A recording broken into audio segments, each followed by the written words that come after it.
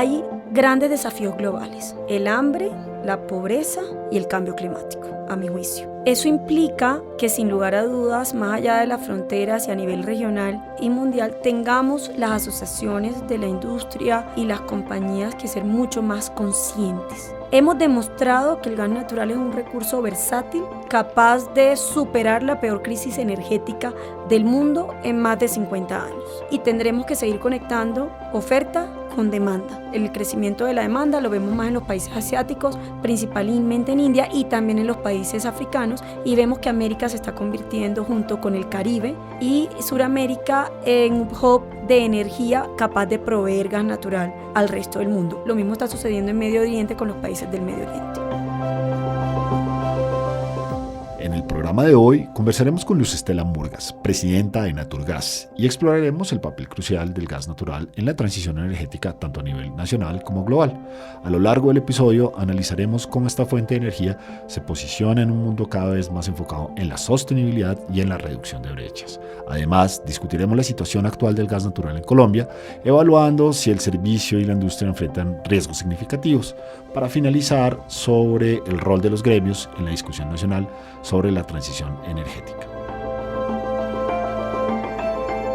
Del carbono al watt, un podcast del Departamento de Derecho Minero Energético de la Universidad Externado de Colombia, dedicado a informar, aportar y discutir la transición y la justicia energética en Colombia y el mundo. Acompáñenos de la mano de nuestros invitados a aclarar ideas, conceptos y discusiones sobre el futuro de la minería, el petróleo, la energía y su relación con la transición y la justicia energética. Soy Juan Felipe Neira. Soy Luis Bustos. Gracias por ser parte de la 4ª temporada de Del Carbono al Watt. Traiga su libreta y comencemos.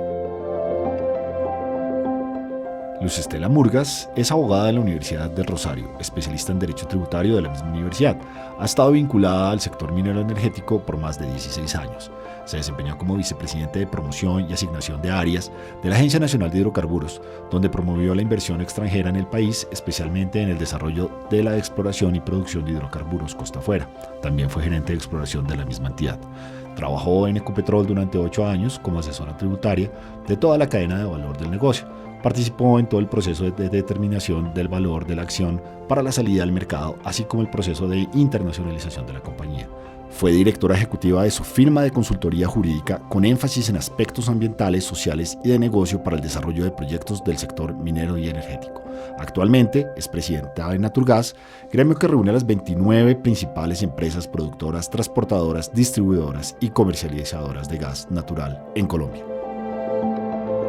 Luz Estela, ¿cómo ve Naturgas el papel del gas natural en la transición a nivel nacional y, más importante, a nivel global? En especial con esta portada de Economist de la semana pasada que habla del Dawn of the Solar Age. El gas natural va a jugar un rol crucial para descarbonizar ciertos sectores de la economía que no han avanzado tan rápidamente en su proceso de descarbonización o de sustitución del uso de combustibles más contaminantes que el gas natural. El gas natural es un recurso de bajas emisiones comparado con combustibles tradicionales, científicamente comprobado. El año pasado medimos nuestra huella de carbono de toda la cadena de valor del gas natural alcance 1 y 2 y somos responsables del 1% del total de gases de efecto invernadero que emite Colombia. Cuando existen otros sectores como la deforestación, el sector agropecuario, que emiten el 55% de emisiones, el transporte el 12% y total energía el 12%. Eso convierte al gas natural en un recurso clave para descarbonizar otros sectores de la economía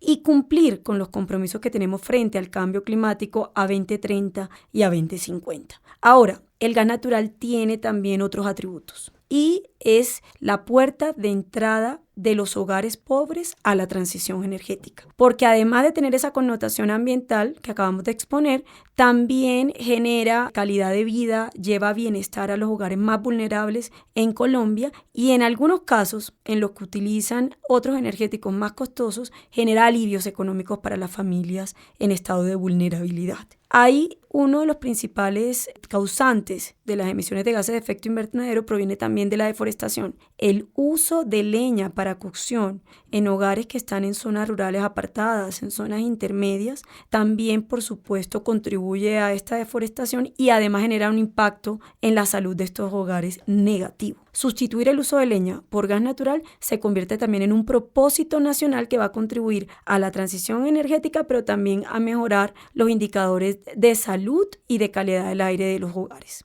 El gas natural entonces se consolida como ese energético que va a ser clave para poder acelerar la transición energética en Colombia y también en el mundo. Pero nosotros desde la industria también tenemos un plan de descarbonización. Y es por eso que estamos desarrollando con total liderazgo proyectos para la producción de hidrógeno y también proyectos para la producción de biogás y de biometano. En hidrógeno tenemos desafíos importantes y es lograr un costo de producción de mercado alrededor de $1.7 por kilogramo. Todavía estamos trabajando en ese sentido, pero tenemos un gran potencial también para generar hidrógeno verde. Los 2 primeros proyectos pilotos en Colombia los desarrolló Ecopetrol y Promigas en Cartagena. Son pequeños, pero es una primera aproximación a ver cómo desarrollamos el mercado en Colombia. Y creamos la Cámara Intergremial Andina-Arturgas de Hidrógeno con el fin de que en una misma mesa pudieran conversar quienes tienen la vocación de ser productores y transportadores y proveedores de tecnología y consumidores. En relación con el biogás y biometano, tenemos alrededor de 25 rellenos sanitarios que tienen potencial para ser aprovechados para la generación de biogás y posteriormente transformado a biometano. Ya tenemos 2 proyectos en la planta de tratamiento de aguas residuales de Bello y Itagüí, desarrollados por EPM. En una se captura el biogás y se mezcla en la red de distribución de gas natural y beneficia a 40.000 familias. Y en otro lo utilizamos para generar electrólisis para producir hidrógeno y hacemos una mezcla también en la red de distribución de alrededor de 1.800 familias. Biogás y biometano se convierten en una gran apuesta también para descarbonizar el sector transporte y el de industria y estamos trabajando con cooperación internacional principalmente de Alemania, de Francia y de España para que estos proyectos se lleven a cabo. No, pues sin duda alguna el gas natural se convierte, o bueno, desde hace ya muchos años lleva siendo protagonista en la transición y lo interesante es que ha mantenido su puesto. Ha habido muchos otros que suben y bajan en la tabla de posiciones, pero el gas natural se mantiene ahí a nivel global y a nivel Colombia. Pero a nivel Colombia yo sí creo que estoy en la obligación de preguntar de cuál es el panorama, porque es que un poco lo que se ve en el país es que el gas natural va a ser un protagonista, pero nos estamos quedando sin gas natural. Entonces, ¿cuál es esa situación? ¿Estamos en peligro del servicio? ¿Estamos en peligro de tener una crisis de suministro? ¿Cómo se ven las cosas para Colombia en ese sentido? Y más cuando en Colombia ya se jugó una apuesta importante al gas natural, pues hace un muy buen tiempo. Bueno, entonces ahí hay 2 temas importantes. El uno es el abastecimiento de gas natural de los próximos años, cómo garantizamos el abastecimiento. El segundo es frente a la disminución de reservas, qué vamos a hacer y qué medidas se van a adoptar para incrementar la reserva y contar con una soberanía energética que hemos mantenido por décadas en el mediano y en el largo plazo. Frente al abastecimiento, Naturgas creó un plan integral de seguridad energética. Y ese plan busca priorizar el desarrollo de los descubrimientos de gas natural en áreas continentales y costa afuera, incrementar la actividad exploratoria, pero también habilitar todas las fuentes externas de gas natural que sean viables para mantener seguridad y confiabilidad en la prestación del servicio, tanto a industriales principalmente y térmicos, más que a residenciales y vehículos y comercios, porque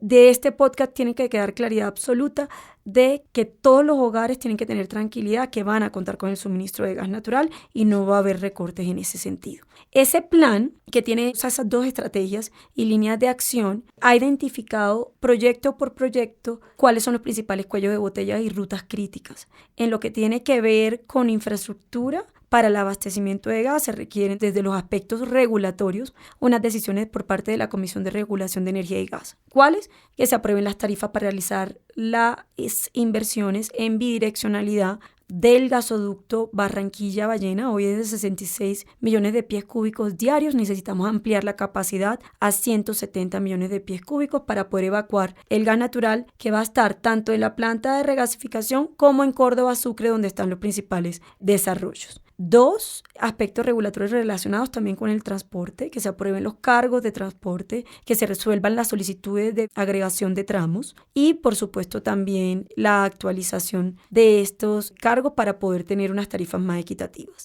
Y lo tercero, en los aspectos regulatorios, tiene que ver con flexibilidad en la comercialización del gas. Bueno, nada más podemos comercializar gas una vez al año y por un periodo de tiempo determinado. Estamos pidiendo a la Comisión que nos permita comercializar el gas adicional que surjan de esos procesos en cualquier momento y por cualquier periodo de tiempo, tanto para el gas local como para el gas importado. Y hay otros aspectos, por supuesto, relacionados con la Agencia Nacional de Hidrocarburos, medidas que puedan promover e impulsar claramente la incorporación de reservas, pero más que todo el desarrollo de los descubrimientos, porque cualquier molécula de gas que se pueda incorporar al mercado pues va a ser útil para los próximos años. Y quiero cerrar el tema del plan señalando que para el 2028 en adelante vemos, si concentramos los esfuerzos en tener las consultas previas y el licenciamiento ambiental que se requiere para construir el gasoducto, conectar el campo de Uchuva, hoy desarrollado por Petrobras en asociación con Ecopetrol, a la estación de Ballenas en Manaure para poder contar a partir del 2028 con ese gas, que ese potencial de gas, eso es importante decirlo, nos va a permitir ser autosuficientes por décadas e incluso convertirnos en exportadores. Pues a mí me llama mucho la atención porque es que pues con esa respuesta yo como consumidor de gas en mi casa quedo muy tranquilo y eso me parece muy bien. Me queda un poco la duda si ustedes ven que vale la pena importar gas eventualmente cuando sea necesario. No puede que ese no sea el plan a futuro, pero si la demanda lo requiere. Y también cómo ven el tema de la incorporación de nuevas reservas a este debate, pues que el presidente de la ANH y el ministro nos presentan un informe hace unos meses, pues que la verdad va en caída. Entonces, pues no sé cómo lo vean. Lo primero es si hay que habilitar todas las fuentes de importación de gas. No solo una, ni dos, todas las que sean viables jurídica, económica y operativamente. Porque se ha demostrado, por ejemplo, para el fenómeno del Niño, que el respaldo del gas importado fue crucial para mantener la confiabilidad de la prestación del servicio durante la época de sequías. Casi que el 40% de la energía que terminamos consumiendo durante el fenómeno del Niño que acaba de terminar fue precisamente o provino precisamente de la generación térmica, en este caso que también es a gas natural. Lo segundo es, en relación con la incorporación de reservas, yo creo que hay que ser mucho más agresivo en cuanto a las medidas. Si bien el gobierno y la Agencia Nacional de Hidrocarburos quieren dinamizar la actividad a través de algunas medidas que se pusieron sobre la mesa, yo creo que aún hacen falta más. ¿Cuáles? Hay que flexibilizar, por ejemplo, los compromisos asociados a las extensiones de plazos y a las retenciones de áreas. ¿Por qué? Porque eso puede liberar flujo de caja que nos permita incrementar la actividad exploratoria. Existe una correlación directa entre las perforaciones de pozos y el incremento de reservas. Uno ve la última década y en la última década el promedio de pozos exploratorios perforados ha sido alrededor de 36. La década anterior a esa eran 119 pozos por año. Entonces, claramente, si no perforamos pozos, no vamos a incrementar reservas. Es la única vía para hacerlo y hay que dinamizarla. Esa es una medida. Hay otras medidas también que hemos planteado desde el punto de vista de incentivos económicos para que haya también mayor inversión en actividad exploratoria. Hemos planteado también que se haga una especie de swaps de áreas exploratorias. Es decir, que donde no se está realizando actividad por algún hecho externo a la voluntad del contratista, pues se pueda también hacer un swap con otra área donde haya la posibilidad de realizar esa inversión que está congelada o que está suspendida. Creo que todavía nos hace falta más. En últimas, lo que hay que buscar es dinamizar la actividad exploratoria y eso significa que haya mayor perforación de pozos exploratorios para poder incorporar reservas. Bueno, ya con toda esa explicación nos queda un poco más claro cuáles son los pasos a seguir, porque es que uno oye planes y el gobierno hace planes y lleva 2 años haciendo planes. Entonces ya ver pasos seguros de lo que se viene es muy importante. Pero eso es en el contexto local. Pero a nivel internacional, ¿cuál es el papel del gas natural? ¿Cuál es el papel de la industria? ¿Cuál es el papel de Naturgas? Hay grandes desafíos globales. El hambre, la pobreza y el cambio climático, a mi juicio. Eso implica que sin lugar a dudas, más allá de las fronteras y a nivel regional y mundial, tengamos las asociaciones de la industria y las compañías que ser mucho más conscientes. Hemos demostrado que el gas natural es un recurso versátil, capaz de superar la peor crisis energética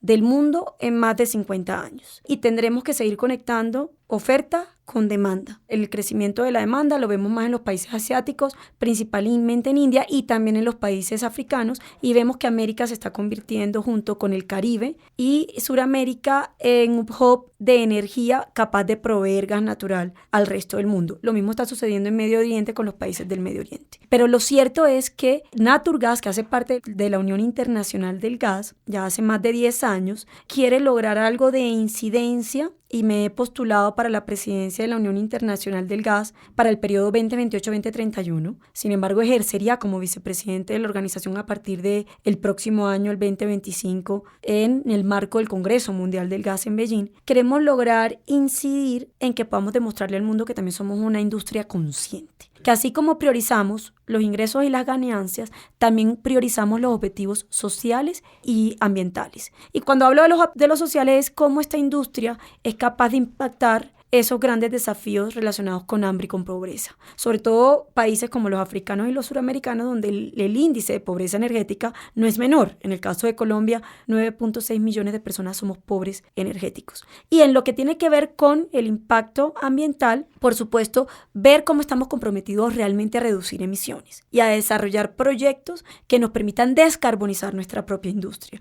Y es ahí como países como los europeos, Chile en el caso suramericano, han avanzado a pasos más agigantados en los temas de desarrollo de proyectos de hidrógeno y de biogás y biometano, pero no menor también los avances que ha hecho Japón en relación con el uso de tecnologías para captura, almacenamiento y uso de carbono o también de metano sintético, que pueden también ayudar a descarbonizar nuestra economía, pero también la de otras industrias. Entonces, tenemos esa posibilidad y esa oportunidad. Quisiéramos aprovecharla. Las elecciones este año en octubre, votan las asociaciones que son miembros y la idea es poder lograr esa incidencia y esa narrativa y mensaje que nos permita fortalecer el relacionamiento y el liderazgo de la Unión Internacional del Gas en lo que serán los siguientes 100 años de historia. Pues muy interesante esto que nos menciona de esas dos componentes tan determinantes dentro de las brechas de desigualdad y cómo la industria realmente está pensando en que si no se reducen esas brechas de desigualdad en el sur global, pues no llegamos a ningún punto. Muy interesante, bueno. A mí me llama mucho la atención. Yo creo que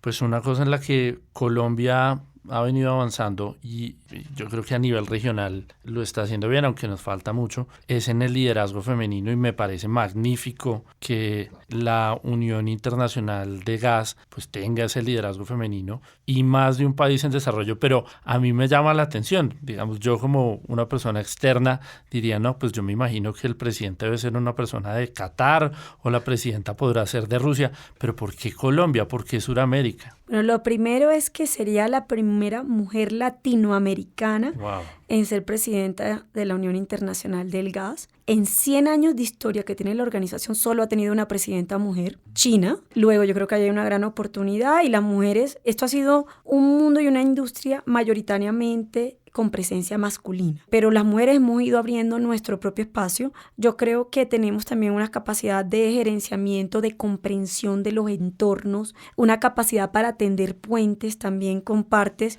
interesadas que tal vez no tengan la misma percepción, y una energía tengo yo también, si así lo queremos decir, muy buena energía y ganas de trabajar junto con mi equipo en lograr construir esa nueva dirección del gremio global hacia el nuevo mundo, porque estamos frente a un mundo cambiante donde necesitamos, por supuesto, luchar contra el cambio climático y reducir las emisiones en todos los sectores económicos. Entonces yo creo que ahí hay un espacio importante que se puede llenar. ¿Por qué Colombia?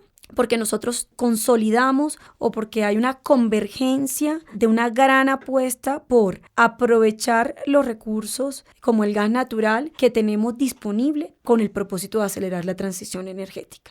Y eso es lo que yo le propongo a Colombia. Aprovechemos los recursos naturales que tenemos disponibles para acelerar la transición, bien sea porque utilicemos los recursos provenientes del desarrollo de estos sectores en generar energías más limpias o porque descarbonicemos sectores que son estratégicos, que están diferentes difícilmente avanzando en ese propósito, y también, por supuesto, porque así como nosotros somos un producto, un recurso capaz de acelerar la transición, también somos capaces de satisfacer necesidades sociales de poblaciones del sur global. No, buenísimo que usted rescata mucho este tema de la colaboración sur-sur global y cómo ese protagonismo que de pronto puede llegar a tener Colombia pues sería fantástico, y llevar esa discusión como bandera. Queremos contarle un poco de su experiencia como gremio en la discusión nacional sobre transición energética. ¿Cómo les ha ido ahí? ¿Qué canales han construido? Cuéntenos un poco cómo ha sido ese liderazgo que ha desarrollado Naturgas en estos temas. Lo primero es que hay que despolarizar la discusión en torno a la transición energética. La transición energética no le pertenece solo al gobierno nacional, no le pertenece solo a los gremios, no le pertenece solo a las comunidades.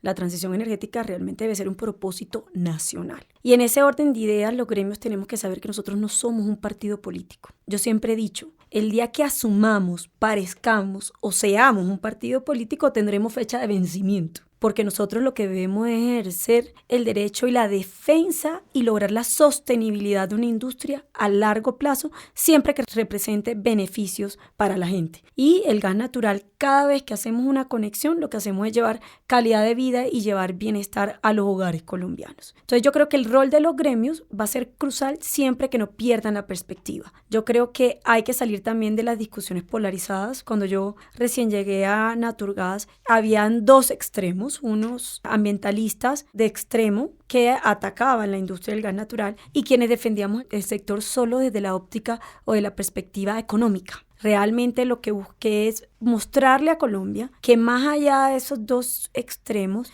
el gas natural tiene condiciones que lo hacen clave tanto para acelerar la transición como para satisfacer algunas necesidades sociales. Y decidimos volvernos expertos en pobreza. Y entonces creamos el indicador multidimensional de pobreza energética con el apoyo de Promigas e Inclusión SAS, que por primera vez llegó a Colombia y nos permite tomar acciones. Se lo presentamos al gobierno y esperamos que lo puedan utilizar de referencia para poder determinar dónde tenemos que concentrar los esfuerzos. El índice multidimensional de pobreza en Colombia no medía el componente de energía. Terrible, porque la realidad, la falta de acceso a energía o la mala calidad en el servicio de energía es fundamental para medir los índices de pobreza. Ahora, hemos también propuesto, y no quiero dejarlo de mencionar, la posibilidad de contribuir a resolver otros problemas del sector. Hemos estado en una discusión durante estos últimos años en torno a las tarifas de energía eléctrica, sobre todo en zonas de altas temperaturas, especialmente en la costa atlántica. La industria del gas natural quiere aportar y contribuir a través de la adopción y la implementación de distritos térmicos. Son plantas que generan enfriamiento. Es una especie de un aire acondicionado que puede funcionar de manera híbrida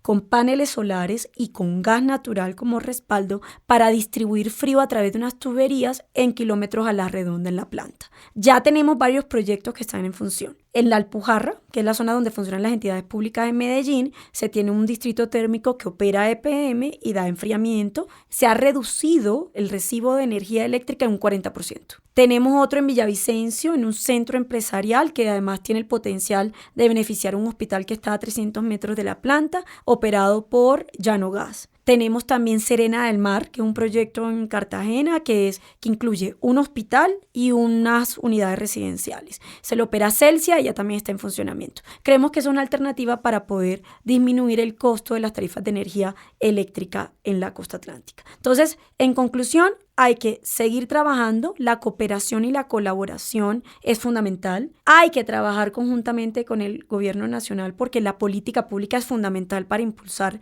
la transición energética y la transición energética tiene que ser un propósito nacional. Pues yo creo que a mí lo que más me ha gustado de esta conversación es ver medidas concretas, pero vámonos un poquito más al abstracto. Y es con lo que ustedes ven. Ustedes sin duda alguna tienen acceso a personas en el gobierno, personas en la industria, inversionistas. Ya nos contaron un poco de la visión internacional del gas. Con toda esa información que tienen, por favor saquen la bola de cristal y cuéntenos cómo se imaginan la transición energética en Colombia. Yo me imagino una transición energética equitativa y justa. Pero justa para el bolsillo de los colombianos, justa para el bienestar de los colombianos, En ese orden de ideas, yo sí creo que la única manera de avanzar en la transición es aprovechando todos los recursos naturales que tenemos disponibles en Colombia. La condición de Colombia no es la misma condición de los países europeos, no es la misma condición de todos los países suramericanos. Hay unos países que cuentan con recursos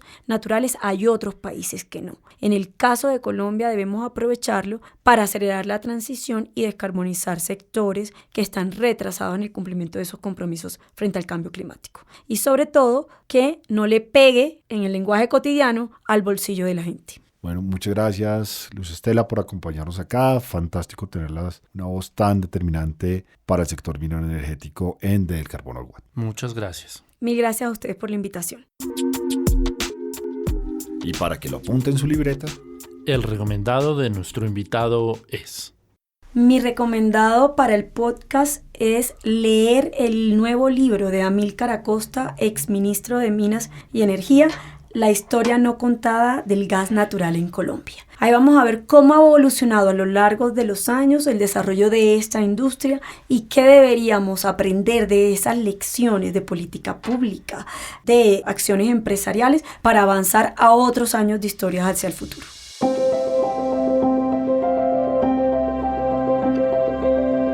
Aquí termina Del Carbono al Watt. síguenos en Spreaker, Spotify y en la página de Podcast U Externado.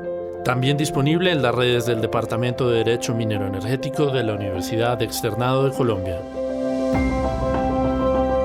Del Carbono al Watt es un podcast original del Departamento de Derecho Minero Energético de la Universidad Externado de Colombia. Producción general, Luis Bustos y Juan Felipe Neira.